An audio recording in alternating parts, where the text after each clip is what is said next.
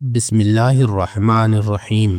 بہت عرصہ پہلے کی بات ہے، ایک عظیم سلطنت پر بادشاہ کریم الدین حکمرانی کرتا تھا۔ وہ اپنی رحمدلی، انصاف پسندی اور عقل مندی کے لیے مشہور تھا، لیکن اس کے دربار میں کچھ ایسے لوگ بھی تھے جو اپنی سازشوں کے جال بن کر عوام کو پریشان کرتے، بے گناہوں پر ظلم کرتے اور بادشاہ کی نظروں سے دور رہ کر اپنی چالاکیوں میں کامیاب رہتے۔ ان میں سب سے خطرناک شخص اس کا خاص وزیر فہم الدین تھا۔ فہم الدین ظاہری طور پر نہایت مہذب، نرم مزاج اور عقل مند نظر آتا تھا، لیکن حقیقت میں وہ لالچی، بے رحم اور دھوکے باز تھا۔ وہ دربار میں جھوٹے مقدمات بنا کر معصوم لوگوں کو قید میں ڈال دیتا اور ان کی جائیدادیں ضبط کروا لیتا۔ بادشاہ کو اس کی اصلیت کا علم نہ تھا، کیونکہ وزیر ہمیشہ اپنے الفاظ میں ایسا جادو بکھیر دیتا کہ بادشاہ کو یقین آ جاتا کہ ہر فیصلہ درست ہے۔ ایک دن بادشاہ قصر کے اندرونی باغ میں بیٹھا تھا جب اسے محل کے باہر سے کسی کی بلند آواز سنائی دی، انصاف چاہیے بادشاہ سلامت، میری فریاد سنو۔ بادشاہ نے سپاہیوں کو حکم دیا کہ اس شخص کو دربار میں لایا جائے۔ کچھ دیر بعد ایک پریشان حال نوجوان دربار میں حاضر ہوا۔ وہ پوسیدہ کپڑوں میں تھا اور چہرے پر بے بسی اور مایوسی کے آثار نمایاں تھے۔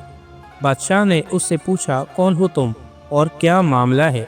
نوجوان نے ہاتھ باندھ کر کہا، حضور میرا نام ارمان ہے، میں ایک معمولی تاجر ہوں، مگر مجھے بلا وجہ قید کر دیا گیا اور میری تمام دولت ضبط کر لی گئی ہے۔ بادشاہ حیران ہوا، کس نے تمہیں قید کروایا اور کس جرم میں؟ ارمان نے آنکھوں میں آنسو لیے کہا، بادشاہ سلامت، میرا جرم صرف یہ ہے کہ میں نے اپنی زمین فروخت کیے بغیر وزیر فہم الدین کے حکم کو نہ مانا۔ اس نے مجھ پر جھوٹا الزام لگایا کہ میں بادشاہ کے خلاف سازش کر رہا ہوں۔ اسی بنیاد پر مجھے قید میں ڈال دیا گیا۔ بادشاہ نے گہری سوچ میں ڈوب کر وزیر کی طرف دیکھا۔ وزیر نے فوراً جواب دیا، حضور یہ شخص جھوٹ بول رہا ہے، یہ بغاوت کی تیاری کر رہا تھا، میرے پاس ثبوت بھی ہیں۔ بادشاہ کو تذبذب ہوا، آخر وہ کیسے جانتا کہ کون سچ بول رہا ہے؟ اسی لمحے دربار میں ایک بوڑھا آدمی داخل ہوا۔ اس کے ہاتھ میں ایک انوکھا چراغ تھا جو جلانے پر ہلکی نیلی روشنی دیتا تھا۔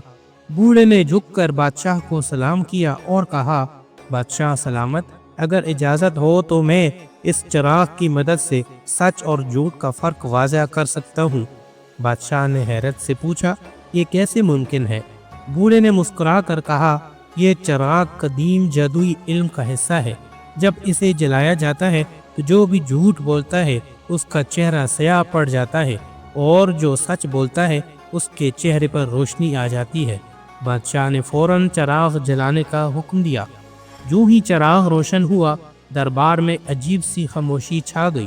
سب کی نظریں وزیر پر تھیں جو قدرے گھبرا چکا تھا۔ بوڑھے نے پہلے ارمان سے کہا، سچ بولو اور چراغ فیصلہ کرے گا۔ ارمان نے وہی بات کہی اور جیسے ہی اس نے اپنا بیان مکمل کیا، چراغ کی نیلی روشنی مزید چمکنے لگی اور اس کے چہرے پر ہلکی سفیدی نمودار ہوئی۔ بادشاہ نے گہری سانس لی، کیونکہ یہ اس بات کا ثبوت تھا کہ ارمان سچ بول رہا ہے۔ پھر وزیر کی باری آئی۔ جیسے ہی اس نے کہنا شروع کیا کہ ارمان مجرم ہے، چراغ کی روشنی مدھم ہونے لگی اور اس کا چہرہ آہستہ آہستہ سیاہ پڑنے لگا۔ دربار میں سراسیمگی پھیل گئی۔ کچھ ہی لمحوں میں وزیر کا چہرہ تاریکی میں ڈوب چکا تھا۔ بادشاہ غصے سے کھڑا ہو گیا، یہ کیا ہو رہا ہے فہم الدین؟ وزیر کچھ نہ کہہ سکا، بس خوف سے کانپنے لگا۔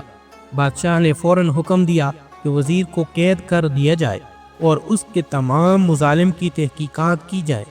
اس کی جائیداد ضبط کر لی گئی اور ان تمام بے گناہ قیدیوں کو آزاد کر دیا گیا جن پر جھوٹے الزام لگائے گئے تھے۔ بوڑھے نے مسکرا کر بادشاہ سے کہا، حضور یہ چراغ ہمیشہ کے لیے آپ کے دربار میں ہونا چاہیے تاکہ کبھی کوئی جھوٹ آپ کی سلطنت میں جگہ نہ بنا سکے۔ بادشاہ نے چراغ کو اپنی سلطنت کا سب سے قیمتی خزانہ قرار دے دیا اور حکم جاری کیا کہ جب بھی کسی پر الزام لگایا جائے اسے اس چراغ کے سامنے لایا جائے تاکہ سچ اور جھوٹ کا فیصلہ ہو سکے۔ یوں سلطنت میں انصاف کا بول بالا ہوا اور عوام نے ایک ایسا بادشاہ پایا جو نہ صرف رحم دل بلکہ دانشمند بھی تھا۔ وزیر کی جگہ ایک نیک اور ایماندار شخص کو مقرر کیا گیا اور ارمان کو اس کے نقصان کا معاوضہ دیا گیا۔ کہتے ہیں کہ وہ چراغ کئی صدیوں تک اس سلطنت میں جلتا رہا، اور جب بھی کوئی جھوٹ بولنے کی کوشش کرتا وہ فوراً بے نقاب ہو جاتا۔ روشنی نے اندھیرے پر فتح حاصل کر لی اور سلطنت میں انصاف ہمیشہ کے لیے قائم ہو گیا۔